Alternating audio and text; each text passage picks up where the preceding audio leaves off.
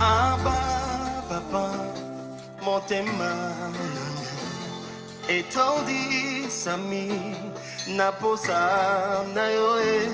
Abba, papa, molimo nanga ezo ganga koluka yoe nana koti kateo kotambola na yo osambo temananga kolanda yoe nana kolembateo kongumba mela yo tina bomo idanga.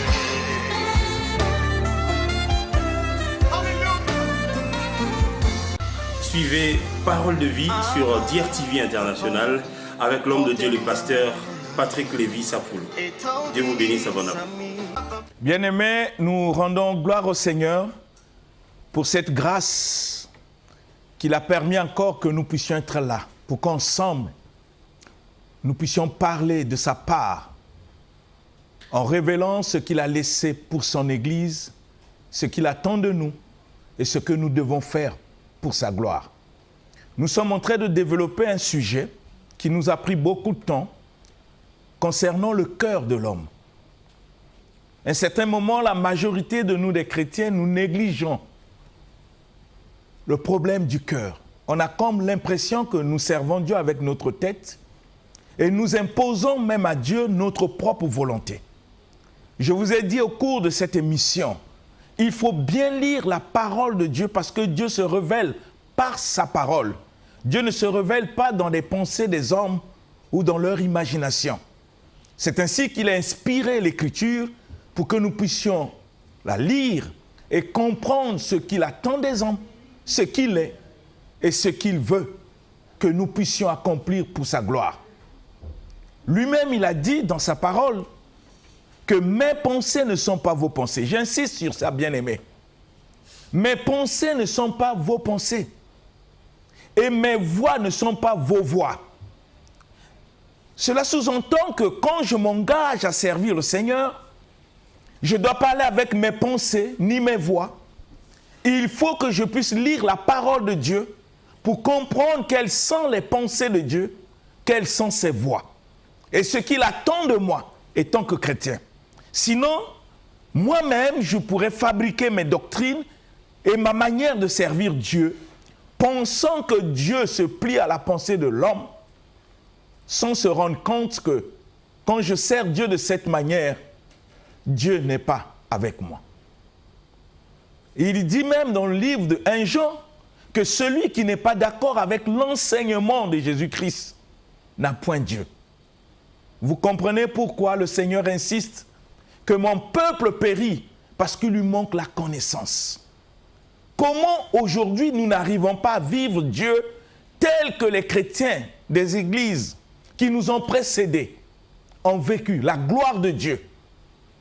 Si nous parlons de l'église primitive, nous avons vu comment Dieu est en train de se manifester dans les actes des apôtres. Pourquoi aujourd'hui nous ne vivons pas les mêmes choses? Qu'est-ce qui s'est passé? Comment nous le servons? Bien-aimés, le problème du cœur de l'homme est très, très important. Le Seigneur lui-même l'a dit, « Ce peuple m'honore que des lèvres. » Nous pouvons louer Dieu, nous pouvons l'adorer. Et qu'on peut être persuadé que le Seigneur est en train de nous écouter.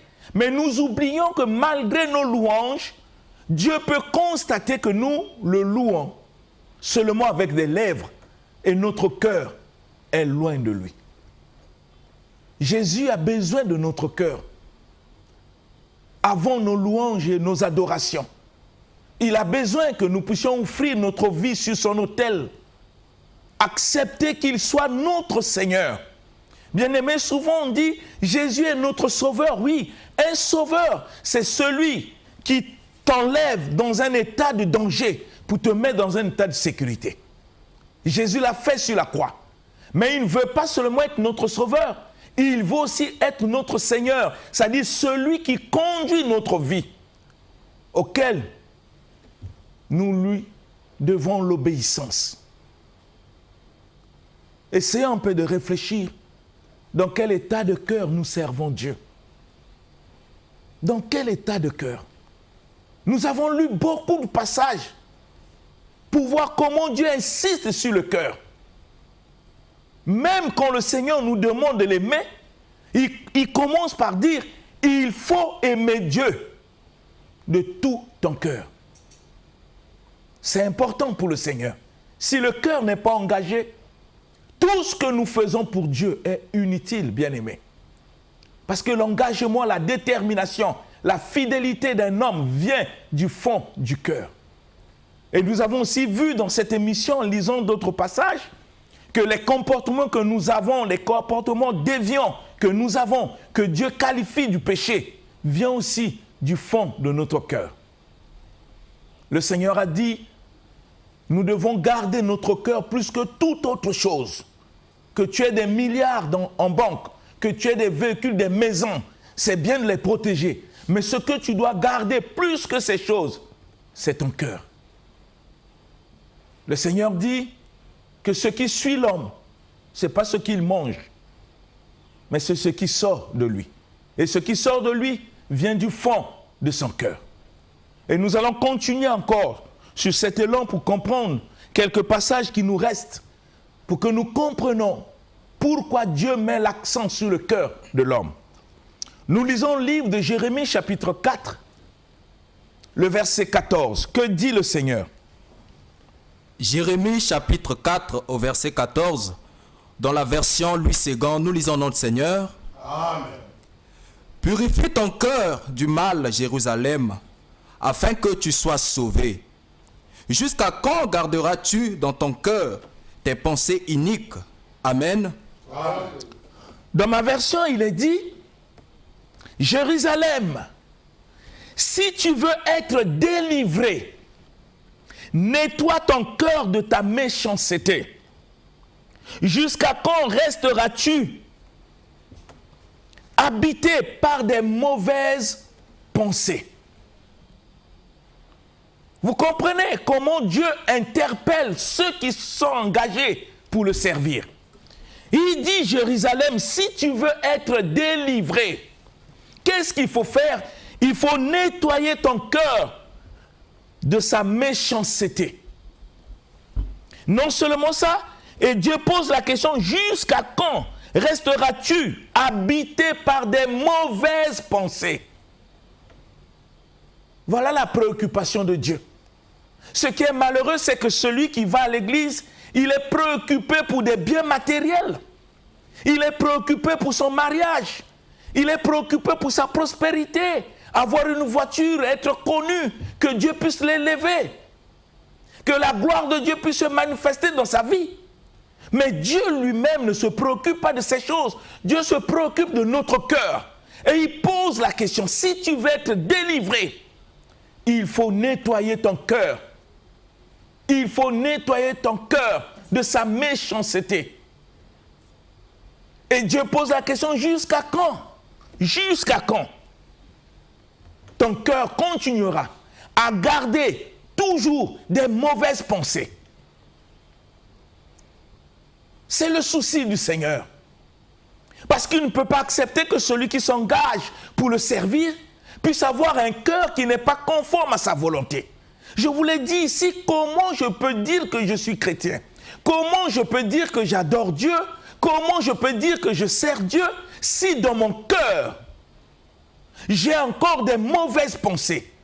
Si dans mon cœur, j'ai de la haine contre les frères et les sœurs, contre les membres de ma famille, contre mes amis, mes collègues du travail, si dans le quartier, il n'y a pas des gens que moi je porte dans mon cœur et que j'ai toujours des mauvaises pensées qui m'habitent, comment je peux servir ce Dieu 3 fois saint? Dieu nous interpelle pour que nous prenions conscience. Parce qu'on s'est engagé pour le servir, mais on ne le sert pas dans le désordre. Il faut comprendre sa parole.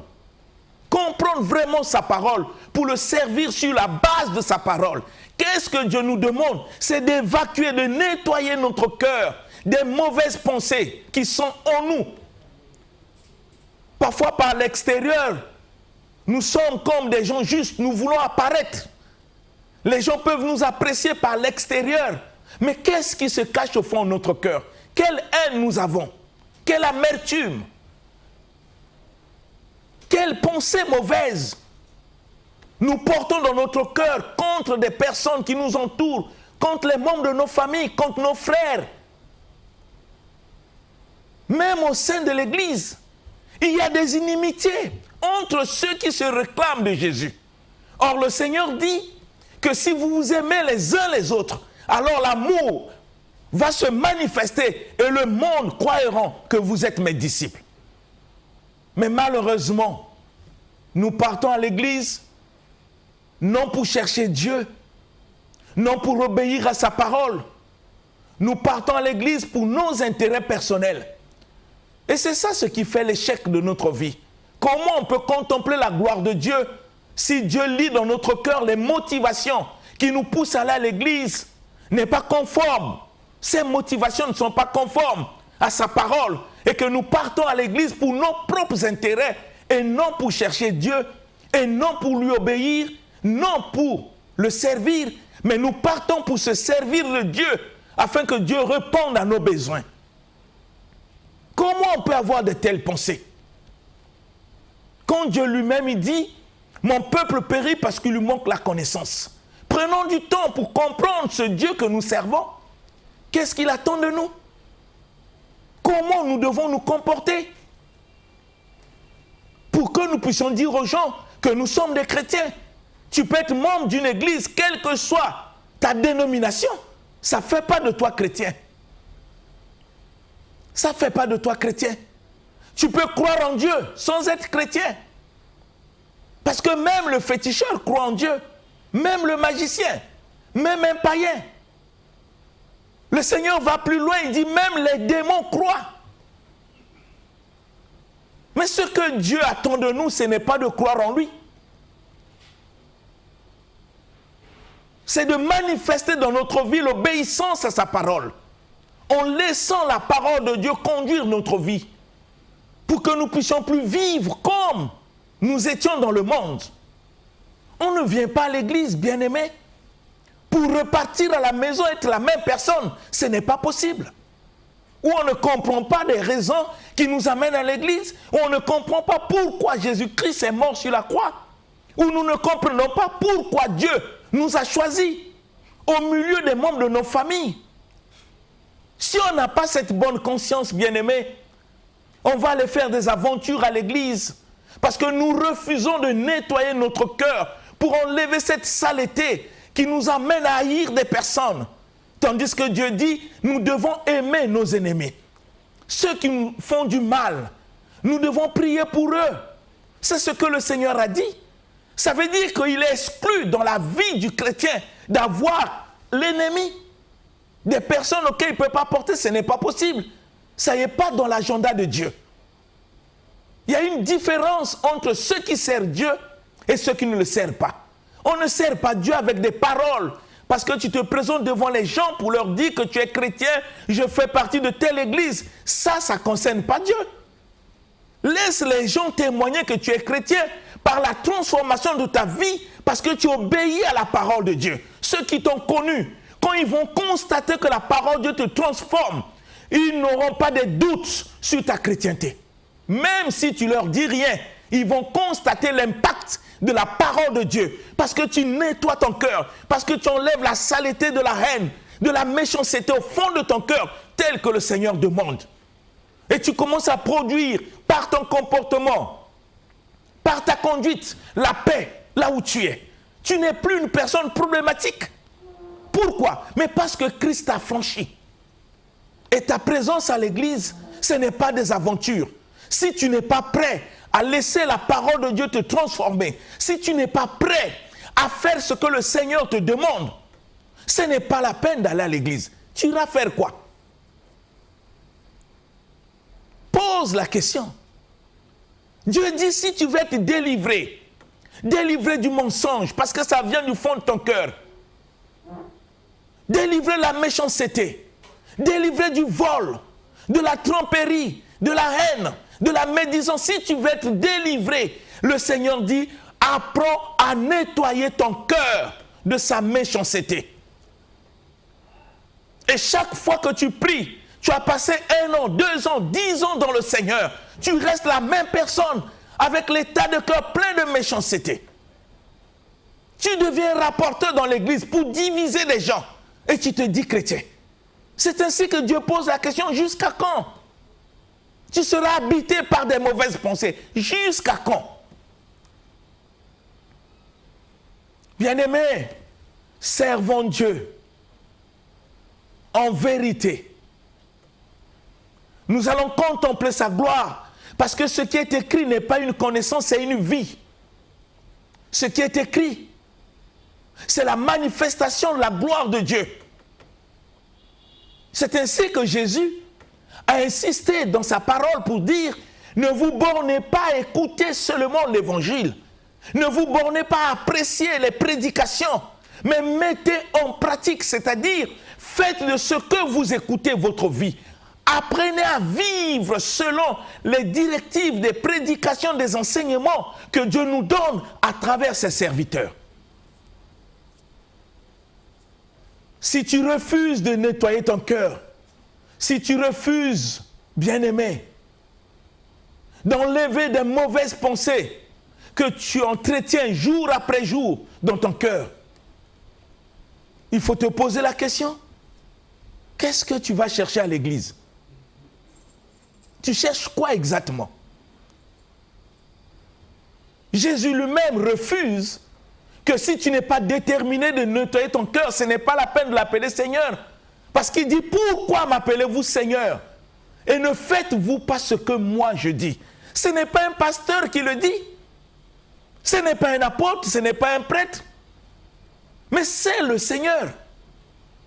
Il refuse que les gens l'appellent Seigneur s'ils ne sont pas prêts à nettoyer leur cœur, à enlever dans leur cœur des mauvaises pensées. Parce que c'est une recommandation du Seigneur, ce n'est pas une recommandation du pasteur. C'est le Seigneur qui nous exige, du pasteur jusqu'au fidèle. Bien-aimés, quelle vie chrétienne nous menons? Qui est notre Seigneur? Qui est notre Sauveur? Si nous sommes incapables d'obéir au Seigneur, vous voyez ce paradoxe de l'homme. On est prêt à obéir au péché, on le fait d'une manière facile, avec beaucoup de facilité. Quand nous péchons, quand nous injurions, quand nous commettons la fornication, quand nous commettons l'adultère, quand nous mentons, quand dans notre cœur nous avons de la haine contre les gens, nous le faisons avec facilité. Mais pourquoi pas utiliser les mêmes capacités pour obéir à l'évangile? Pourquoi pas utiliser ces mêmes capacités qui me poussent à pécher, à faire exactement ce que le Seigneur attend de moi? C'est ainsi que Jésus dit, si tu n'es pas prêt à nettoyer ton cœur, si tu n'es pas prêt à évacuer dans ton cœur la haine, la méchanceté, des choses qui rendent l'homme impur, comme nous l'avons dit dans cette émission, si tu n'es pas prêt à le faire, Jésus dit, ne m'appelle pas Seigneur. Pourquoi tu m'appelles Seigneur si tu n'arrives pas à faire ce que moi je dis? Je veux que nous puissions réfléchir si vraiment nous sommes des chrétiens. Parce que les gens ignorent que le mot chrétien ne sort pas de la bouche de Dieu. Le mot chrétien sort de la bouche des païens. Dans la ville d'Antioche, les disciples de Jésus, ceux qui se sont engagés en esprit, en vérité, qui ont mis leur vie sur l'autel de Dieu, ceux qui n'ont pas pris leur vie avec le Seigneur à la légère, ceux qui étaient disposés, disponibles à vivre par la parole et pour la parole. Quand ils sont arrivés dans cette ville, les gens ont constaté la différence de comportement, de conduite. Ils étaient étonnés. Ils ont réalisé dans la vie de ces disciples de Jésus la manifestation du comportement du Seigneur Jésus quand il était encore sur la terre. C'est ainsi qu'ils ont conclu pour dire ceux-ci sont des chrétiens, c'est-à-dire des petits Christ. Non parce qu'ils l'ont confessé, non parce qu'ils chantent Dieu, non parce qu'ils adorent Dieu, mais c'est par leur conduite, par leur comportement. Les habitants de cette ville étaient frappés, ils disent c'est pas possible. Depuis que nous sommes dans cette ville, nous n'avons jamais vu des gens se comporter de cette manière. Il n'y a qu'un homme sur la terre qui a manifesté ce comportement. Il s'appelle Jésus. Si ceux-ci se comportent comme lui, nous croyons de tout notre cœur, ce sont des chrétiens. Maintenant, toi, tu fais quoi? Tu dis aux gens que tu es chrétien, tu dis aux gens que tu adores Dieu, mais dans le quartier, tu es plein de querelles. Dans ta propre maison, c'est toi qui es polémique. Tu crées des problèmes entre des gens. C'est toi qui rapportes des choses des gens. C'est quel genre de chrétien? Apprenons tous, bien-aimés, à nettoyer notre cœur. Le cœur est très important. Rappelez-vous de la parole de Jésus. Avant de voir la paille qui est dans l'œil de l'autre, il faut d'abord examiner cette poupe qui est dans ton œil. Et le Seigneur ne s'arrête pas et dit, apprends d'abord à enlever la saleté qui est en toi, afin de voir clair pour aider les autres. Est-ce que c'est ce que nous faisons? Le cœur. Des gens qui sortent de l'église, qui ont écouté la prédication, dès qu'ils sortent du temple, ils se mettent à critiquer. Et on se pose la question, qu'est-ce qu'ils sont allés chercher? Dès qu'ils sortent du temple, il faut écouter ce qui sort de leur bouche. Tu auras même compassion, tu dis, mais qu'est-ce qui se passe? Qu'est-ce qui est au fond de leur cœur? Comment des personnes qui viennent d'adorer Dieu, qui viennent de louer Dieu, en quittant le temple, ils ne sont pas encore arrivés dans leur maison, ils ont formé des petits groupes pour parler mal des gens, pour parler mal de leurs pasteurs, pour parler mal des frères et sœurs, pour parler mal des situations qui ne glorifient pas Dieu. C'est ce que Dieu demande. Apprends à nettoyer ton cœur. Rappelez-vous ce que le Seigneur lui-même a dit. Aimez vos ennemis. Je ne peux pas aimer mes ennemis si dans mon cœur je ne les porte pas. Le Seigneur va plus loin. Faites du bien à ceux qui vous persécutent. Je ne peux pas faire du bien à des personnes qui me persécutent si dans mon cœur je ne les porte pas. La Bible dit priez pour ceux qui vous maltraitent. Mais je ne peux pas prier pour ceux qui me maltraitent si dans mon cœur je ne les porte pas. Mais si je n'arrive pas à faire cela, en quoi Jésus-Christ est mon Seigneur? En quoi? En quoi que je dise aux gens qu'il est mon Seigneur? Vous ne voyez pas que je mens? Je ne dis pas la vérité. Parce que pour que je puisse dire Jésus-Christ est mon Seigneur, il faut que j'examine ma propre vie pour voir si l'état de mon cœur est conforme à sa volonté, si je marche selon les principes de sa parole et que je suis déterminé à être ce que le Seigneur attend de moi, un modèle, la vraie lumière du monde et celle de la terre. Il faut que je m'examine. Comme ça, quand je dis aux gens, Jésus est mon Seigneur, je sais de quoi je parle. Réfléchissons, bien-aimés. Regardez le livre de Luc, chapitre 8, versets 11 à 15. Que dit le Seigneur dans ce passage? Luc chapitre 8, du verset 10 au verset 15, nous lisons notre Seigneur. Lis du verset 11. Commence à partir du verset 11. À partir du verset 11, voici ce que signifie cette parabole. La semence, c'est la parole de Dieu. Ceux qui sont le long du chemin, ce sont ceux qui entendent. Puis le diable vient et enlève de leur cœur la parole, de peur qu'ils ne croient et soient sauvés. Ceux qui sont sur le roc, ce sont ceux qui, lorsqu'ils entendent la parole, la reçoivent avec joie. Mais ils n'ont point de racines. Ils croient pour un temps et ils succombent au moment de la tentation. Ce qui est parmi les épines, ce sont ceux qui, ayant entendu la parole, s'en vont et la laissent étouffer par les soucis, les richesses et les plaisirs de la vie, et ils ne portent point de fruits qui viennent à maturité. Verset 15. Ce qui est tombé dans la bonne terre, ce sont ceux qui, ayant entendu la parole avec un cœur honnête et bon, la retiennent et porte du fruit avec persévérance. Amen. Vous voyez comment Dieu, dans cette parabole, il est en train d'expliquer les 4 sortes de chrétiens, ceux qui se réclament de lui. Et tout se passe au fond de notre cœur. Qu'est-ce que Dieu dit? Voici ce qui signifie cette parabole. La sémence, c'est la parole de Dieu. La sémence, c'est la parole de Dieu.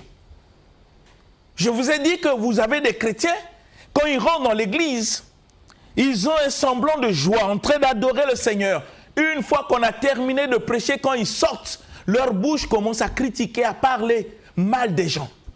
On se pose la question, quelle est la sémence qui est au fond de leur cœur? Parce que ce qui sort de notre bouche, comme le Seigneur a dit, vient du fond de notre cœur.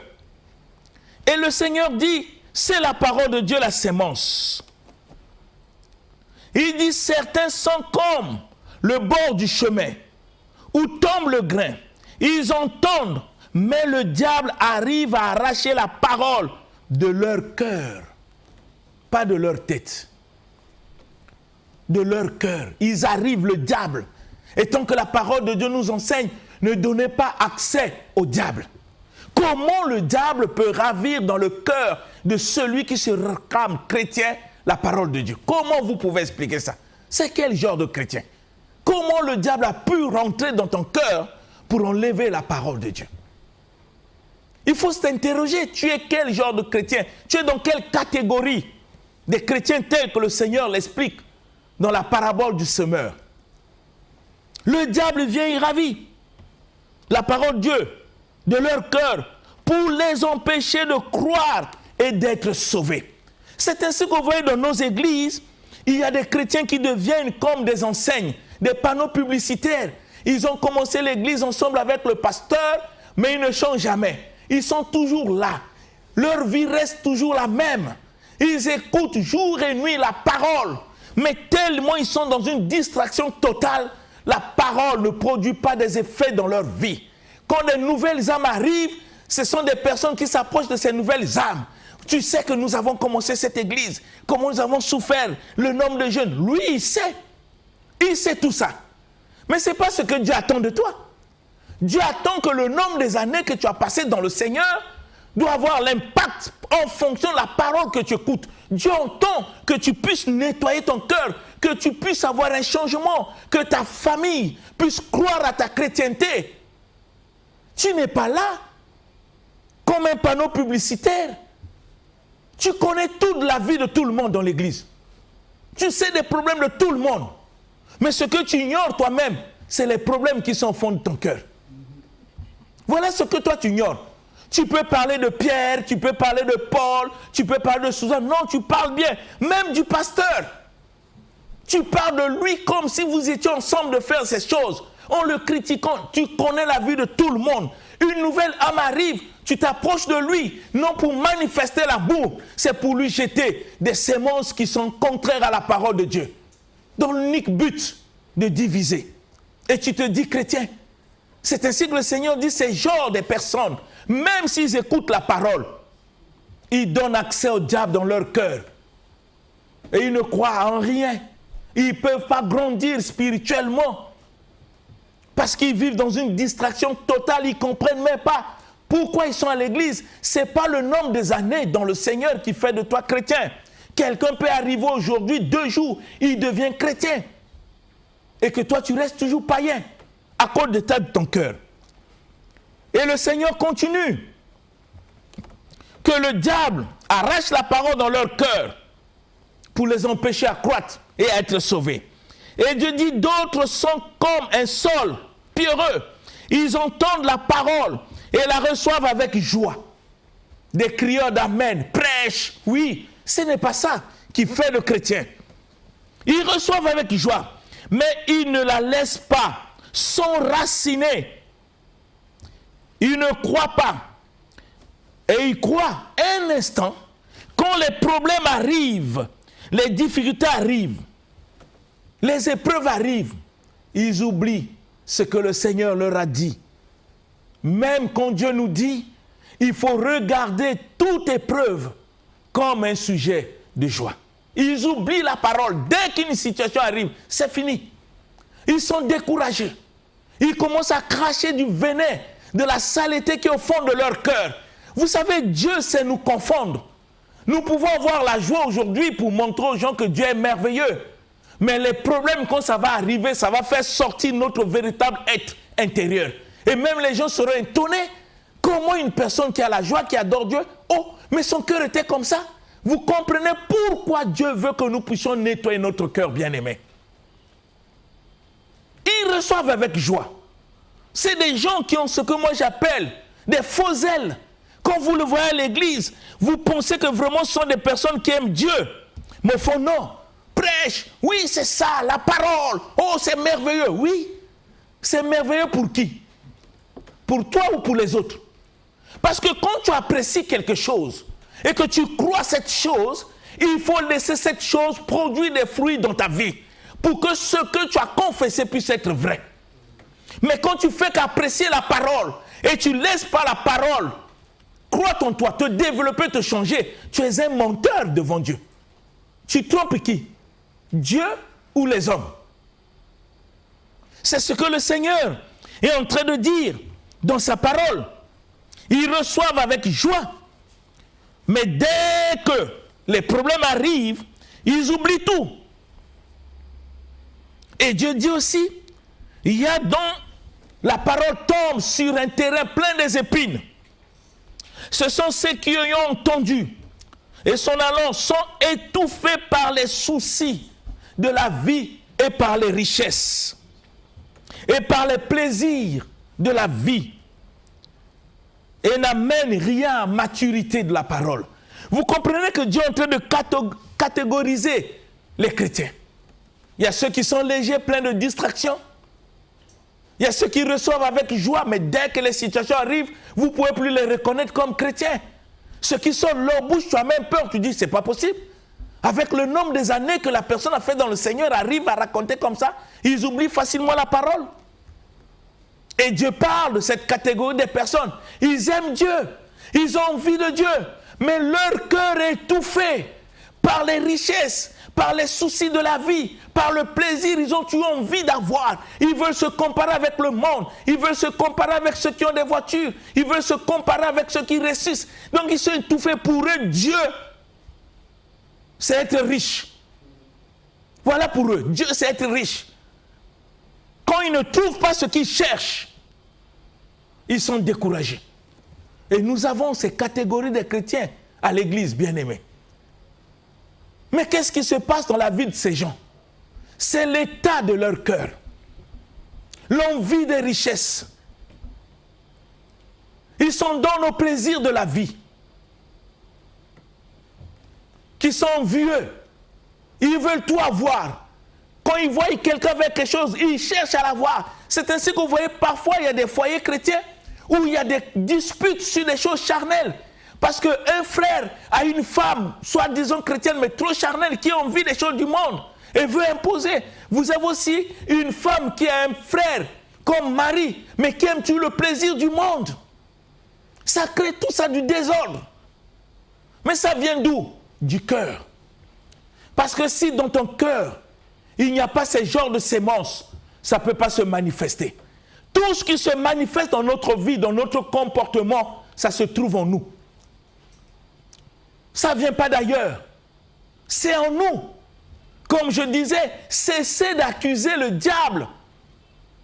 Le Seigneur dit ce qui suit l'homme, c'est ce qui vient du fond de son cœur. Dieu ne dit pas que ça vient du diable. Ça se trouve dans ton cœur.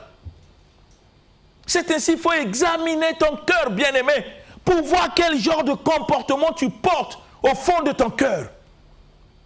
Et Dieu nous parle des personnes conscientes, très conscientes, des personnes qui savent pourquoi ils se sont engagés à servir Dieu, des personnes qui ont le sens de la responsabilité, ils comprennent pourquoi ils vont à l'église. Ils ne vont pas pour faire des aventures. Des personnes qui laissent la parole de Dieu transformer leur vie, jour après jour. Vous sentez en eux, ils sont en train de grandir. Même ceux qui l'ont connu dans une sale vie dans le monde, quand ils les voient, ils sont convaincus qu'il y a quelque chose. Ils ne sont plus les mêmes personnes. Parce que tous les jours, ils font des efforts pour être ce que Dieu attend d'eux.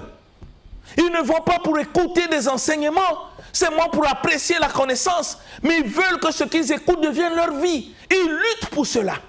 Ils se battent pour que l'impact de la parole puisse influencer leur famille, influencer leur quartier, leurs collègues du travail. Ils n'ont pas de doute quand ils les voient ici, ceux-ci sont des véritables chrétiens, des personnes qui sont conscientes. Et Dieu parle de ces personnes dont la sémence est tombée sur une terre fertile. Ça produit des fruits dans leur vie, dans leur comportement, dans leur conduite. Vous comprenez pourquoi Dieu dit, si tu veux être délivré, commence à nettoyer ton cœur, bien-aimé.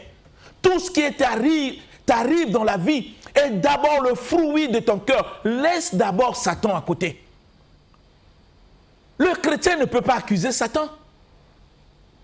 Bien-aimé, au cours de cette émission, on enseignera aussi sur le combat spirituel. Avec tout le désordre qui se passe où les gens se mettent à lier le diable jour après jour, à lier les démons. Je me demande de quel diable il lie. C'est comme ça que nous gardons notre faiblesse. Nous refusons de nous mirer à la parole pour voir notre défaut et nous prenons Satan comme coupable. Non, bien-aimé.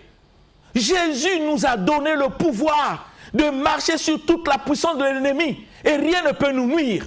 Si quelque chose te nuit, c'est que ça vient du fond de ton cœur. C'est ton péché. N'accuse personne. Et je veux que tu puisses réfléchir sur ça. Réfléchis, bien-aimé. Dieu a besoin de toi. Si tu n'avais pas de la valeur, le Seigneur ne devait pas te choisir. Je vous ai toujours dit dans cette émission, au Congo, nous sommes à peu près 4 millions d'habitants. Il y a des gens qui continuent à aller dans les boîtes de nuit parce qu'ils ont fait un choix. Il y a des gens qui continuent à aller dans les maisons de féticheurs parce qu'ils ont fait un choix. D'autres sont rentrés même dans des maisons cultes, c'est un choix. Mais Dieu a fait la grâce de te choisir. Réfléchis à cela. Qu'est-ce que tu as payé? C'est la grâce du Seigneur. Si tu n'avais pas de la valeur devant ses yeux, il ne devait pas t'appeler pour que tu sois sa fille ou son fils. Mais ne prends pas la grâce de Dieu en vain. Laisse Dieu faire de toi ce qu'il a arrêté dans ses plans. Donne ton cœur au Seigneur. Ne te laisse pas conduire par des mauvaises pensées. Ça va te créer que problème sur problème. Laisse Dieu manifester sa gloire dans ta vie. Oui, c'est possible. Tu peux décider. Il n'y a pas quelque chose que tu ne peux pas faire. Jésus a payé sur la croix pour que tu sois capable de faire tout. C'est ainsi que la parole nous dit, tout est possible à celui qui croit. Si tu crois de tout ton cœur que tu peux changer, malgré ce que les gens pensent de toi, malgré les rejets qu'ils ont de toi, mais Dieu que tu sers, qui t'a appelé, peut transformer ta vie. Que cette parole que tu viens d'écouter ait d'impact dans ta vie et t'amène à un changement radical en devenant toi-même la parole faite chair. C'est au nom de Jésus-Christ que j'ai ainsi demandé pour que ça soit ainsi dans ta vie. Amen. Amen. L'émission Parole de vie avec le pasteur Lévi Nikwe, chaque mardi à partir de 17h10 sur DRTV International. Papa, motema etondi sami naposa na yoe aba papa molimo